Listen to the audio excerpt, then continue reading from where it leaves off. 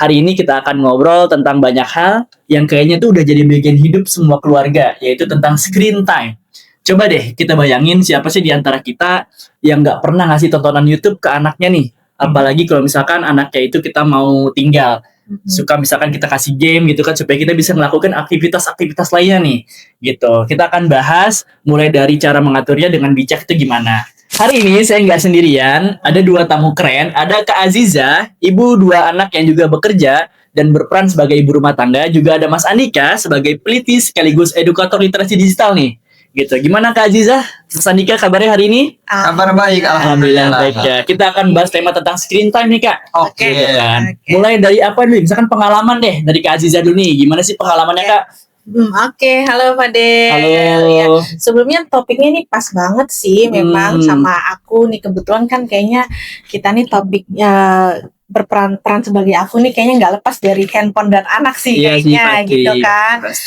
Jadi kalau dari aku pribadi ya anakku tuh dua. Yang pertama usia 6 tahun, yang kedua ada 2 tahun gitu. Laki perempuan nih. Laki perempuan. Nah, jadi awalnya sih aku mikirnya kayaknya ngasih gadget atau handphone nggak masalah gitu kan. Atau juga tontonannya edukatif dan bisa kita atur sebagai orang tua gitu. Cuman pas makin kesini kok kayaknya susah dilepas dari gadget gitu. Jadi apalagi kalau anak aku yang pertama tuh nontonannya YouTube Kids. Yang pertama tuh udah sukanya YouTube. Dia nggak suka YouTube Kids lagi karena udah bukan eranya lagi gitu. Dan aku mikir awalnya kan kayak oh ya udah kita mau biar kita sebagai orang tua nih biar tenang gitu di rumah, kita bisa beberes, kita bisa ngelakuin kegiatan di rumah, kita kasih deh biar nih anak anteng gitu. Cuman pas kita kasih, aku sih udah nyoba ya ngasih waktu gitu. Cuman pas setelah kita bukan larang sih, kayak waktu mainnya sudah ya, mama ambil ya. Nah itu anak malah tantrum, malah ngambek, marah-marah. Jadi kayak kecanduan sih bisa dibilang. Kecanduan. Ya. Jadi relate banget ya Kak, ketika anak dikasih tontonan YouTube, terus misalkan kita udah batasi waktunya, ternyata mereka tantrum gitu. Betul. Kalau menurut Mas Andika nih Mas, sebagai peneliti dan juga edukator, itu gimana sih Mas? Penelitiannya tuh gimana tentang screen time itu? Ya, jadi sebenarnya dari hasil penelitian yang saya lakukan mirip-mirip sama yang Kak Aziza rasakan gitu ya. Jadi dari penelitian saya itu kurang lebih 70% orang tua sebenarnya mengalami kesulitan nih dalam pengaturan screen time orang tua. Bukan cuma di tontonan aja, tapi kalau sekarang itu udah mulai ke main game gitu. Karena ternyata banyak anak-anak sudah diberikan akses nih ke gadgetnya gitu, ke handphone mamanya, ke handphone papanya buat main game gitu. Karena kadang-kadang kalau tontonan mungkin tontonannya sudah habis episodenya. Nah kalau game kan kadang-kadang ada terus tuh, mereka menambah terus. Jadi itu yang sering dilakukan oleh kebanyakan orang tua. Makanya kelihatan dari hasil penelitian yang saya lakukan itu, kenapa saya juga bikin untuk memberikan pengetahuan terkait dengan screen time ya, karena memang permasalahan ini banyak terjadi di masyarakat seperti yang Kak Liza alami ini, terutama buat ibu yang bekerja dan juga ibu rumah tangga begitu. Jadi kan dua nih ya, di rumah orang harus kerja juga gitu, nggak cuma di kantor aja. Itu pun dengan orang tua ayahnya. Walaupun sebenarnya banyak orang tua yang suka ngomong cuma dikasih main HP gitu kan. Ternyata itu dalam banget ya Mas ya. Iya betul. Itu kan bukan cuma soal main HP, tapi soal bagaimana kayak anak tuh membangun kebiasaan hidupnya sejak kecil. Betul banget. Mas Andika, ya? Jadi sebenarnya ketika kita punya anak seperti tadi Kak Aziza, anak 2 tahun dan juga 6 tahun gitu ya, itu kan masih masa pertumbuhan sekali ya. Jadi memang baiknya itu ada keseimbangan gitu, aktivitas fisiknya, karena kan penting nih untuk motoriknya bergerak ya, apalagi untuk gerakan-gerakan tangan. Bayangkan kalau misalnya anak kita berdiam diri dengan handphonenya lama gitu di posisi yang sama, maka mungkin gerak tubuhnya akan terbatas. Betul. Makanya beberapa orang kadang-kadang kita lihat anak-anak kok udah bungkuk nih mulai nih, atau udah mulai sakit mata gitu, atau bahkan di beberapa anak gitu ya terjadi yang namanya speech delay atau keterlambatan dalam berbicara. Nah ini juga kadang-kadang karena tidak berinteraksi langsung. Beda dong kalau orang tua yang ngajakin ngomong sama tayangan televisi animasi yang ngomong gitu kan. Karena anak-anak kan sukanya full warna nih. Jadi animasi yang biasa dilihat, dan di situ kan tidak jelas nih artikulasinya seperti apa. Beda dengan orang tua, kalau diajakin ngomong kan pasti ada artikulasi yang terlihat jelas oleh anak. Jadi itu secara penelitian seperti itu ya Mas ya. Kalau misalkan kayak Kak Azizah sendiri nih, Kak Azizah itu tuh cara menanggulanginya gimana sih Kak? Misalkan ketika anak Kak Azizah tuh udah mulai tantrum, itu gimana tuh biasanya tuh?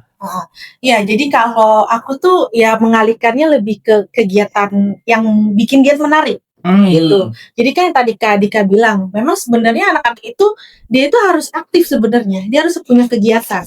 Nah, kenapa kadang anak-anak itu nyaman handphone? Karena dia itu kalau misalkan handphone kita ambil, tapi kita nggak kasih pilihan, oh abis ini main ini, atau kita cuman ambil aja handphonenya, tapi anak kita diemin, itu anak pasti berontak. Dia pasti akan bilang dia bosan, gitu. Dia bosan, mama aku bosan, aku mau ngapain lagi, gitu. Nah, salah satunya ya aku kasih solusinya buat kasih dia kegiatan. Contohnya ya kayak misalkan, Kak kita main tenda-tendaan yuk, kita main kayak main peran, main bareng gitu ya. Jadi kadang kakak mau jadi siapa, mama jadi siapa. Nah dia senang tuh sebenarnya gitu. Cuman memang kadang ya kita kan namanya ibu rumah tangga juga, kerja juga ya kan ya. Kadang kan waktunya kayak aduh harusnya nih aku udah bisa ngerjain nyuci piring nih atau masak nih, tapi kita balik lagi ya. Memang tadi kalau yang Kak Dika bilang sisi negatifnya itu lumayan juga dari banyak gitu kan dari screen time itu, ya kita harus mengesampingkan dulu lah gimana caranya kita manage waktu lagi agar waktu kita terbagi ke anak gitu. Jadi ya itu strateginya strategi kita kasih solusi pilihannya kita kasih yang menarik. Betul. Gitu. Selain tadi bermain peran gitu, kita juga harus aktif ngajak ngobrol anak ya. Betul. Kalau misalkan dari segi penelitian nih Mas, ada nggak sih kayak misalkan pilar-pilar tertentu gitu untuk mengatasi screen time anak itu?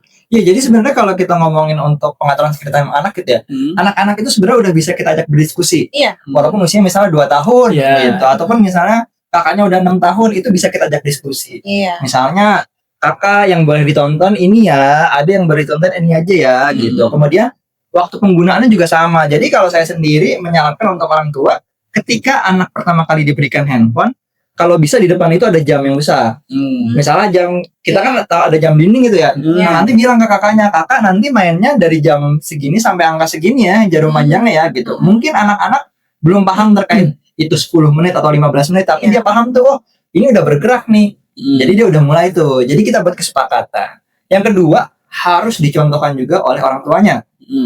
Misal, ibu atau ayahnya bilang, adek kalau lagi makan, jangan nonton.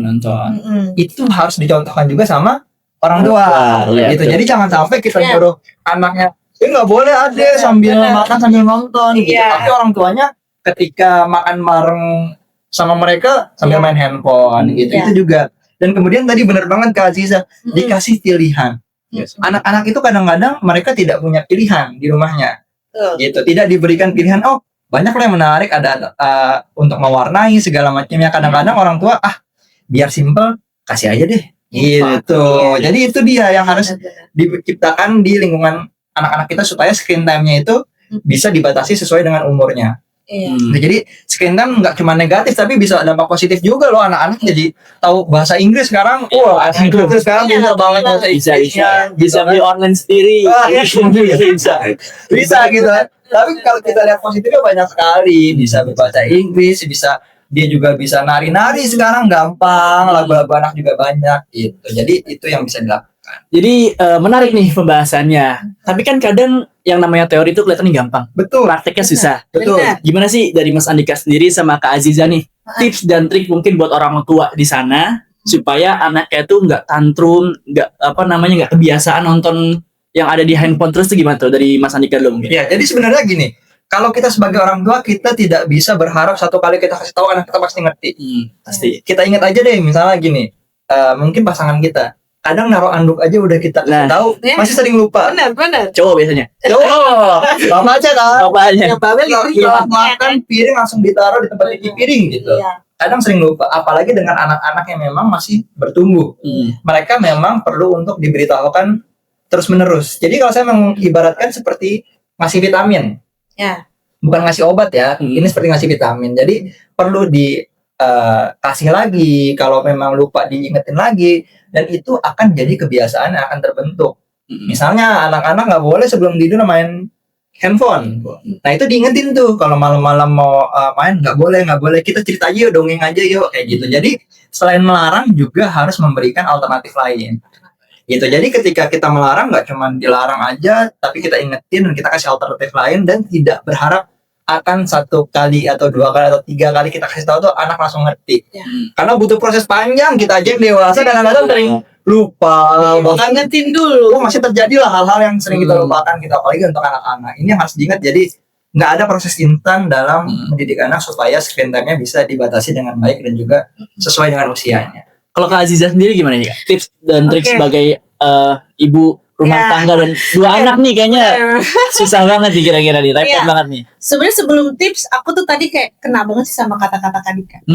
Jadi kalau kata-kata Kak Dika tadi kan, kita sebelum kita ngelatih anak, orang tuanya dulu Betul. yang dilatih. Betul. Jadi aku juga ngerasa ketika kita sebagai orang tua, kita main handphone tiduran di kasur, itu anak tuh ngedeketin. Iya. Dia pasti kayak, mama nonton apa sih? Iya. Dan dia juga jadi ngerasa dia iri. Aku juga mau dong nonton. Betul. Gitu. Dan sama tadi yang dibilang kalau makan jangan main handphone gitu. Ya kadang ya kita juga tanpa sadar gitu, orang tua juga kadang makan main handphone, Iya. kadang gitu kan, sambil makan enak nih kali main sambil nge-scroll TikTok atau sampai pulang kerja capek banget nih, Betul. rebahan dulu ya sambil main handphone gitu. Nah jadi kalau dari yang Kadika tadi bilang, tipsnya dari aku yang memang benar, kita sebagai orang tua sebelum kita memerintahkan anak atau kasih aturan ke anak, kitanya dulu nih disiplinin kitanya dulu Betul. gitu, kitanya. Jadi jangan, kalau bisa aku sih sekarang nerapin kayak kalau bisa jangan sampai nih main handphone depan anak gitu. Bisa. Jadi ya maksudnya kita atur waktunya, misalkan anak-anak tidur baru kita bisa main handphone gitu. Jadi kita nunggu dia tidur dulu baru kita yang main handphone. Bisa Gitu sih. seperti itu. Jadi ya memang dari kitanya ya, Mas Dika ya, dari Betul. orang tuanya dulu ya. Ibu itu kan pasti contoh, ya bukan ibu doang, enggak, orang tua. Itu pasti contoh pertamanya anak. Betul sekali. Betul. Jadi itu sedikit banyaknya tips ya bagi orang tua di sana yang mungkin Iya. nanti bisa mengatasi atau membatasi screen time anaknya nih. Yes. Satu lagi deh Kak, misalkan ada isu kalau misalkan sekarang ini kan sering banget anak di bawah usia tuh dibeliin handphone tuh. Nah, itu gimana tuh Mas kira-kira? Menurut pendapat Mas Dika sendiri sebagai edukator screen time sendiri. Jadi saya sangat tidak setuju ketika anak-anak dibelikan handphone dan itu jadi kepemilikan punya dia. Gitu, karena akan ada kesulitan untuk mengatur, terutama buat anak-anak yang usianya udah di atas 5 tahun gitu ya. Kalau dia merasa itu kepemilikan punya dia, maka akan lebih sulit untuk diatur. Jadi kalaupun kita mau memberikan fasilitas gitu ya, kita kasih contohnya fasilitas handphone misalnya, bilang kalau itu dipinjemin. Dan misalnya bilang gini, saya kasih pinjam kamu, tapi sehari cuma saya pinjemin 15 menit, misal kayak gitu. Jadi anak-anak paham, oh ini dipinjemin loh dari ayah atau ibu saya gitu. Jadi anak-anak lebih bisa menerima. Terus juga kalau udah mulai agak dewasa, bukan dewasa, agak remaja gitu ya, misalnya usianya 8 tahun, 9 tahun, 7 tahun, Paham ya. bisa lah kita kasih peraturan-peraturan tertulis. Misalnya nggak boleh digunain di mana aja, untuk apa aja yang nggak boleh, yang bolehnya apa aja itu bisa. Jadi pakai peraturan tertulis.